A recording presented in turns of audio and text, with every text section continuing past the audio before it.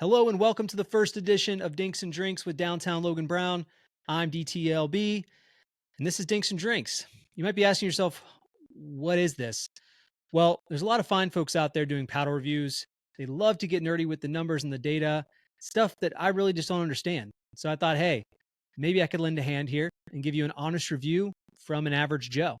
So if you're a 3.0, 3.5, maybe even 4.0 player who just wants to understand how the heck this paddle feels and what you should expect from it, I'm your guy.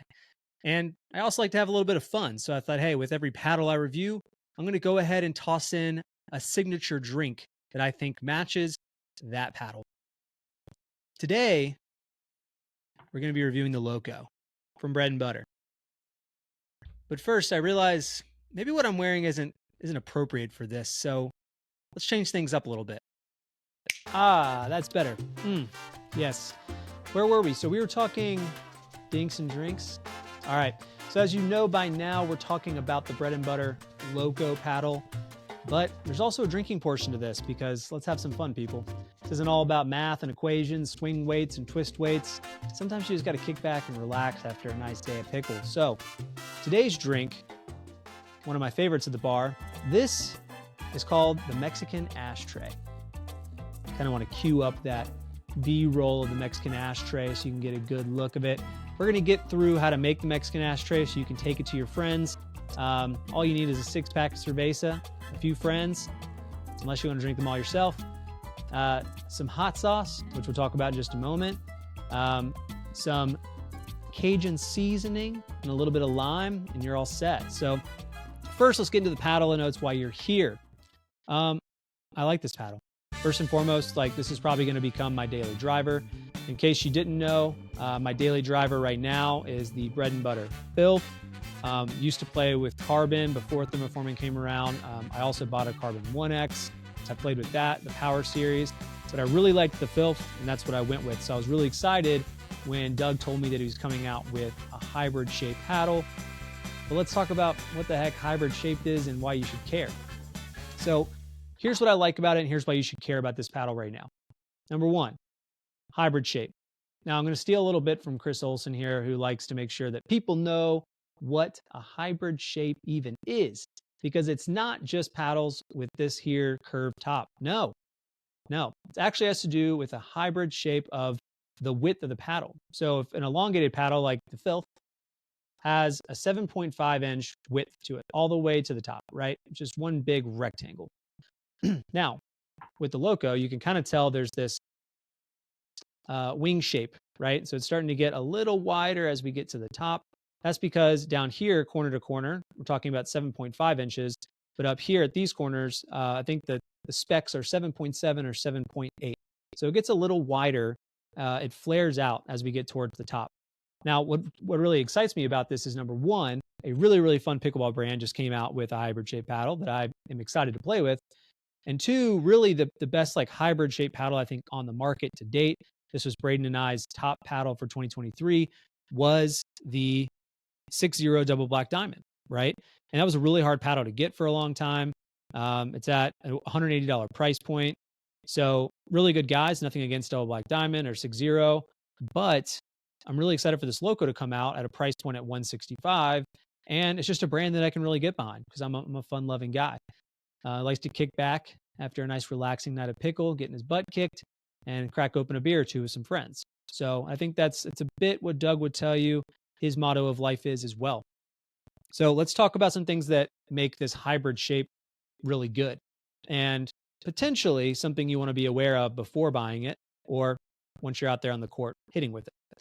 So first and foremost, when you have this hybrid shape, you have to give up a little bit of length and give up a little bit of the handle to meet the standards. So if the Filth, I believe, was 16.5 from the handle all the way to the top, 16.5 inches, this is around 16.3. Also, the handle lost a little bit of space. It's now gone from 5.5 to 5.3. Not a huge difference, though, with a paddle like this, considering it's got this tapered neck. And so you can really put your hand up here. So I hold the paddle like this on my backhands, really like a continental grip. And I can still fit, that's two hands on this paddle pretty comfortably. And I don't have to actually put my fingers on the back here like you see some pros do when they don't have much handle length to work with. So let's talk about the hybrid shape and the benefits there for a moment too. So when you have a flared look of your paddle, right? So we're going from 7.5 to 7.8. We're actually decreasing the surface tension on the materials here. So I told Doug that as soon as I hit this paddle, hitting dead center felt very, very plush.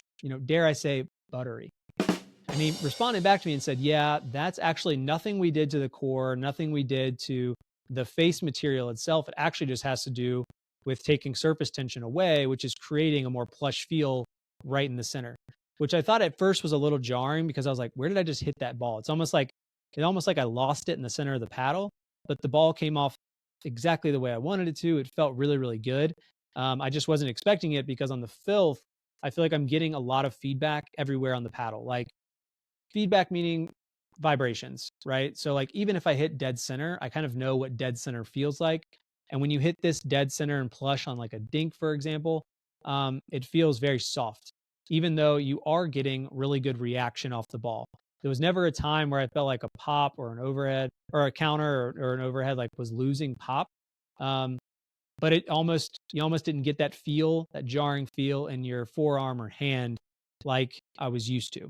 So just something to be aware of and something that you probably need to like consider as you're hitting. Just like get used to it for a moment and really understand what hitting dead center feels like. And then you'll naturally end up hitting balls outside of the center and you'll know what that feels like.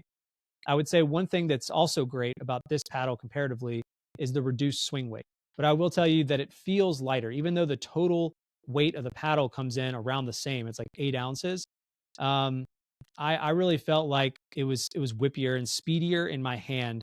And as I'm trying to play up with more 4.5s when I can, I really need that because I'm probably not putting my paddle in the right position on the court all the time. And so being able to kind of be at a backhand, but then in a moment's notice, roll over to forehand if I need to for something at the kitchen has been really helpful.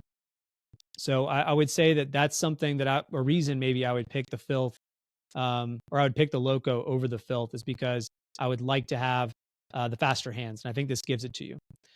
Now, some of the things that I think you should be aware of with this kind of paddle, not very different than what you would see from the filth, but I think one thing that comes to mind right away is the length, right? So in the filth here, we have a full square to work off of, whereas with the Loco, it's a rounded top.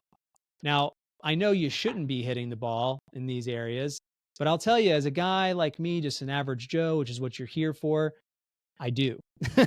So I will say I tried to go for an Ernie with this paddle and I just kind of misread the ball a bit and I missed it. Like I think maybe I like just tipped the end of the paddle. And so maybe with that extra, quarter of an inch, eighth of an inch, whatever it is, if I had that, maybe I would have made contact with the ball. So I think at times I might be used to having just a little bit more surface area to play off of. I think I'll get used to that. I think that the pros of the bigger sweet spot and the lighter swing weight will lend itself to this being a better paddle for me. I've already put, if I haven't told you already, I've already put about 12 hours on it. I cleaned it, by the way, before this video, so it didn't look all janky. But I had a lot of paddle marks. This kind of goes to show how well those little erasers work, which Bread and Butter sells as well if you don't have one. Maybe they'll even send you one in their box. Hey, which is right behind me. Pretty sweet packaging. It's also a really cool experience. Everybody loves getting packages, but it's even better when you get one of these on your front doorstep. Oh, I mean, I'm excited about this. This is my special edition. This is the Sunday Dinking Club Dinkers Only edition. It's a one of one. Sorry, not for sale. Hit me up later. Maybe I'll kind of do the Ben Johns thing. I'll like sign the face for you. $1,000 is the minimum bid, and that's where we'll start things off. So anyway, that's my review of this paddle. I honestly think it's a great paddle. I've hit this stock as well for whatever it's worth. I added some lead tape to the bottom corners. You can kind of see there through my black tape that I put over this. I don't care so much about like what the total weight of the paddle is, to be honest. I just kind of, it's more of a feel and how it's reacting. At times I've put lead tape here in the center or up here towards the top. And if I hit with it a couple times and I really just don't like how it feels, then I just take it away. Or if like my forearm starts to hurt because I added too much tape, then I just take some away. I don't know. It comes in stock around 8 ounces. So do with it what you will. I put about 12 grams total, 6 grams on this side. and 6 grams on that side. Don't even know what that relates to in ounces. Don't care either. So anyway, that's what I did. That's how I set it up. It's just black edge tape around this. I would suggest getting some edge guard tape from Pickleball Effect. They've got it on Amazon right now. Braden's product is really good, and a bunch of different colors too. So if you had played with something like a Double Black Diamond before, if you've played with an elongated paddle and won something with a little more forgiveness, a little faster in the hands, I think this is it for you. The only thing that I would think you're giving up is that maybe the muted feel from the center of the paddle is a little too muted for your likeness. I think some people out there, if you're maybe playing with a paddle that gives a lot of feedback, and or you're playing with a really thin paddle like a 14 millimeter or 13 or 12, this is going to feel a lot more forgiving than that. And so this may not be what you want to play with. But I think if you're out there playing with a typical 16 millimeter paddle, and you want to upgrade to something a little faster in the hands and has really, really great sweet spot and is a really, really fun company, I think this is your go-to. So let's move on to the drink. I'm ready to have a beverage. If you want to stick around, I'm going to show you guys how to make the Mexican ashtray so that you can impress your friends on and off the court. Let's do this. All right, now for the Mexican ashtray. Let's start with a few things you need. This will be important. So first, pretty neat, but what? Loco hot sauce. What's up, ladies and gents? Yeah, so I don't know if this is still working. Hopefully it is. If there's any hot sauce left, I think every order of the Loco will get hot sauce until there is no hot sauce left. So order now. Get you some special edition Bread and Butter Loco hot sauce. You're gonna need that. Next, please don't hate me. I'm so sorry. I messed up and didn't get limes. You really want fresh limes, but anyway, I've got lime juice. So fresh limes preferably. And then this, oh man, gotta have a version of this. I do suggest Slap Ya Mama. Yeah, Slap Ya Mama. So this stuff is Cajun seasoning. Cajun seasoning. Did I say that right? All right. If they don't sell this stuff in your neck of the woods, I would first suggest moving somewhere where they do sell this. Second, I don't know what you're going to do if you're in the Midwest or Northeast or someplace where they don't have Slap Ya Mama or some sort of Cajun seasoning, but you're going to need something like this. Maybe Tony's, but I suggest Slap Ya Mama because I like saying it and it tastes daggum good. Next and final, probably the most important though, is you're going to need a cerveza, a beer. Now you might be asking me why I have a tall boy. Well, that's because I got it from the gas station. They just don't sell these in normal sizes. You got to get like some massive mumbo jumbo beer, but we're going to enjoy it. Really, you can do anything you want here. I would not suggest an IPA or something, but cans is needed. Number one, must be a can. Number two, it's really good to have a Mexican beer. So I'd go with the Corona. Tecate is very popular. Modelo's good. Pacifico, your choice. But I would stick with the Mexican lager style, and I would also ensure it's a can. A bottle will not work here. So first, here's what we're going to do. This is actually a pro tip. Now, when you go to the bar, they sometimes mess this up, and it's just not very much fun. Sometimes what they'll do is they'll start, this is the ashtray version of the Mexican ashtray, right? We're going to start an ashtray here. It's pretty cool. But you want to open your beer before starting this. Before I even wore glasses, they used to hand you these things with all of the, the ashes on the top here. And if you open it, you will get sprayed in the face or on your shirt with all those ashes. And getting hot sauce in the eye before, indulging is not a lot of fun. Really ruins the vibe. So first, we're going to open said beer. You take a sip just to ensure that it's not skunked. This is kind of like in the wine industry where, you taste a little bit. So we're just going to make sure. Yep. It's good. It's good. Okay. First, with fresh limes, let's pretend that I've got these beautiful fresh limes. I would suggest taking like 2/4 of a lime, and you basically want to add some of this lime juice on top of your beer. So we're going to do that. I'll show you what we're doing. Now, we've got the lime juice. Basically, you're going to spray that all over the top and just take that lime and just kind of all around the rim of the beer. You want to get a nice coating there.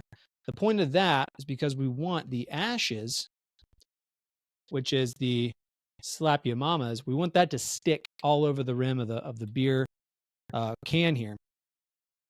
So now, got some slap ya mamas. You're basically going to go ahead and just sprinkle that on there. I want to get a nice coating of this stuff. As you can see, we want to get a nice coating of this stuff all over. It's okay if it goes in the can. It's okay if it goes on your hand. This is good stuff, ladies and gents. All right, so now we've got Slap Your Mamas on there.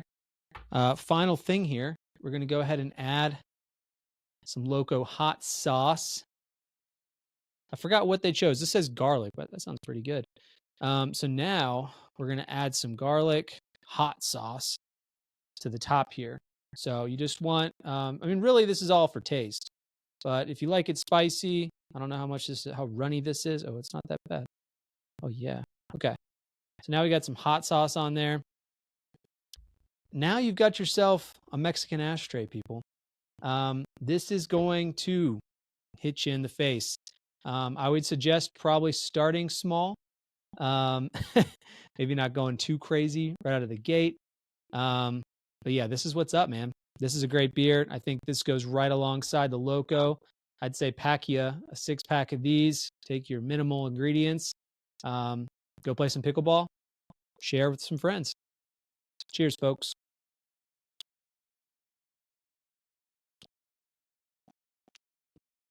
Woo, Doug. Some good hot sauce.